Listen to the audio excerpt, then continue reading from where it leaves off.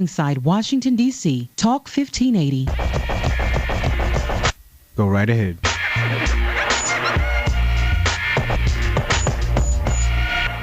And welcome back to the Armstrong Williams Show. I'm your host, Armstrong Williams. Thank you so much for joining us. You know, the president met with Senators John McCain and Barack Obama and other leadership today to try to bring conclusion to this financial crisis. Obviously, we're going to try to report on that throughout this hour to see exactly what the outcome was. I know many people, it's been highly anticipated what will happen. It's fascinating that senators, both presidential candidates, are in Washington, D.C., at the negotiations table. You know, people call it an attack, they call it a ploy on McCain's part. I think in the long run, it's a good move. I think everybody should put their priorities in place. There's no doubt in my mind that the presidential debate will take place tomorrow night. I don't see any way now that it will be delayed. And lawmakers have reached agreement on a bipartisan counter proposal to the Bush administration's $700 billion financial bailout plan. CNN Money reports both parties in the House and Senate agreed to a set of principles, whatever that means, on revisions to the rescue plan, which calls for the Treasury Department to buy up bad mortgage securities from banks in an effort to get them to lend again. So we'll keep you posted on that on those stories. Welcome back to the Armstrong Williams Show. Mark Griffith is our guest. If you've joined us in the last hour, we don't make that assumption, but we were talking about the financial market. We were talking about people and how they invest, how they purchase homes. And what we're going to do, we're going to do a two-track thing here. We had Mark on in the last half hour of the last show, and he talked about his experiences at financial institutions and what you should look for when you go to a closing in these documents, what you need to be prepared for, and what you need to do to make sure that you minimize your risk. Josh Bernard, who worked on Wall Street at one time out of Chicago, is also going to join us in this half hour to talk about buying stocks, the stock markets, how some of the regulations of the markets have changed and new ones are being added, and exactly getting into the nuts and bolts of this bailout package and what it means. Let me welcome him to the show. Josh, welcome to the show. Hi, Armstrong. It's always a pleasure. Yeah, thank you for joining us. So, Mark, you wanted to did you remember the point you wanted to respond to your namesake on? Well, yeah, there was just that.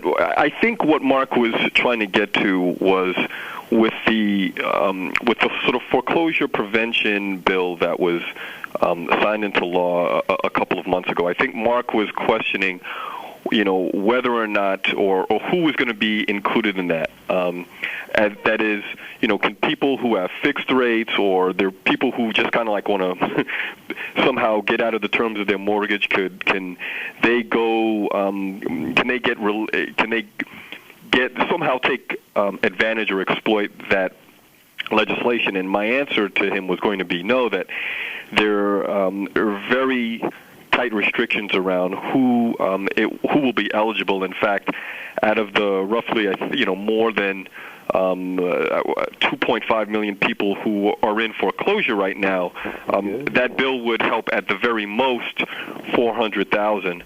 And so there's actually, one of the things that many advocates are saying is that a lot more has to be done to address the root problem of this whole crisis, which is the fact that people are in mortgage distress or facing foreclosure. And I was very disturbed to hear that one such measure that I think could have gone to helping people restructure their mortgages, which is giving bankruptcy judges the ability to demand some type of modification of mortgages, that did not make it into the legislation. So I was disappointed to hear that. But I did want to address that larger question as to who is going to be helped by some of this restructuring modifications that have been written into law. Josh, what would you like to add to the recent activity, the bailout bill, how playing the stock market, especially with the puts, and when things used to be securitized, how that is working? I definitely would like to get your input. But before I get you in on the conversation, Alan, he was hanging on since the last hour, so let me sort of get Alan in the conversation and get Josh and Mark to respond to him. Alan, go ahead. Yeah, thank you, Armstrong. How you doing today? Fine, thank you.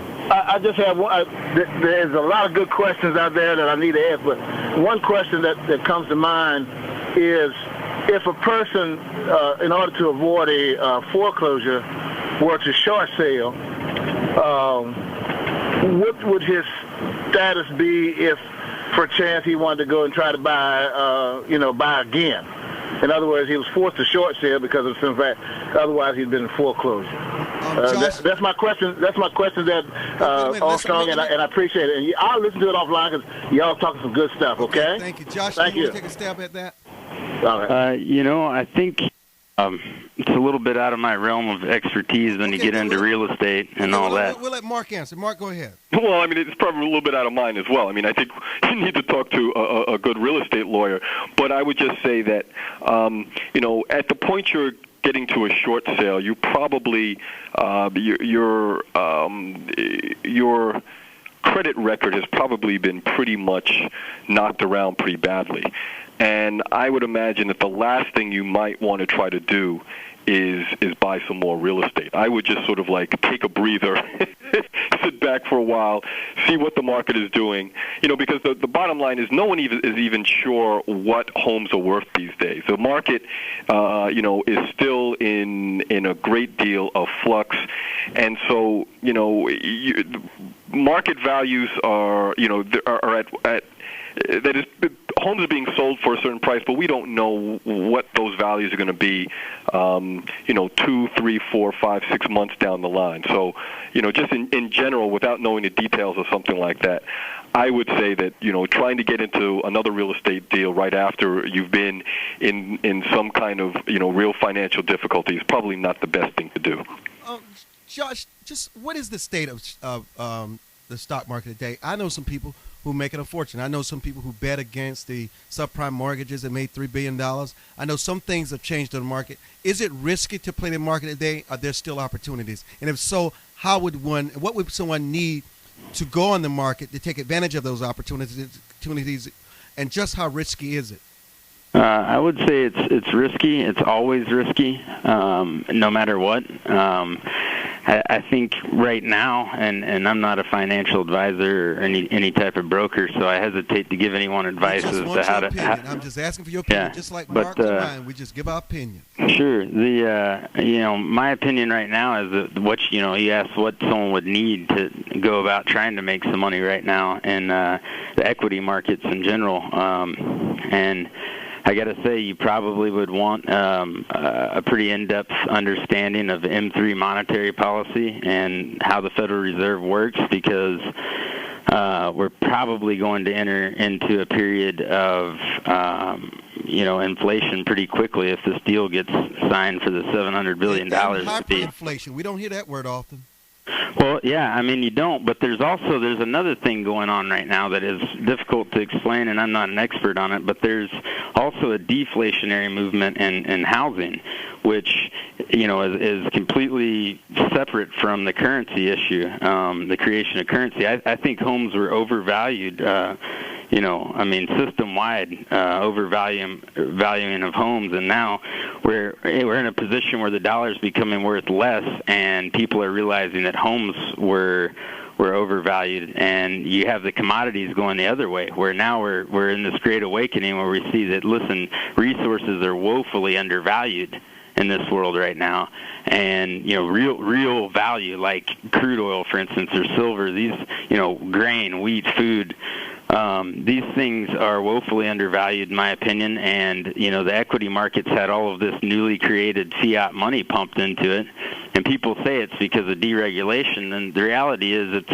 no one can point to regulations that were really taken away.